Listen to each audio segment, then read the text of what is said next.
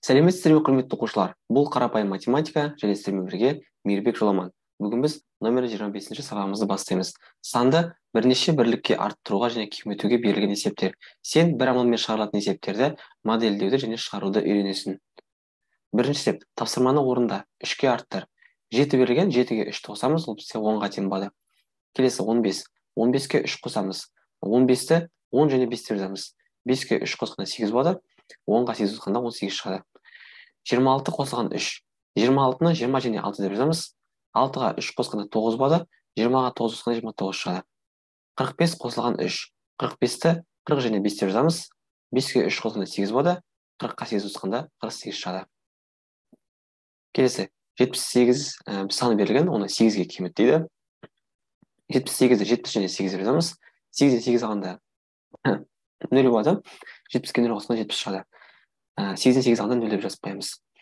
24 азайтылған 8. 24-ті 10 және 14 деп жазамыз.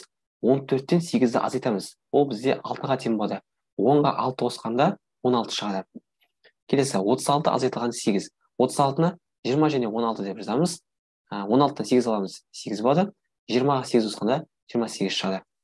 Құрметті ата-аналар және оқушылар, біздер 2-ші сынып математикасының 1-ден 20-ға дейінгі сабақтарын YouTube-қа толық жарияладық.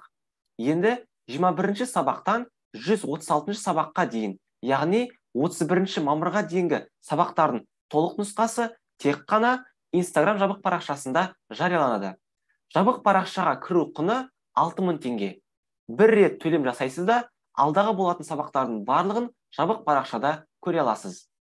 Тіркелу үшін 8 747 758 8696 менеджер нөміріне хабарласыңыз, немесе сол нөмірге WhatsApp-қа жазыңыз.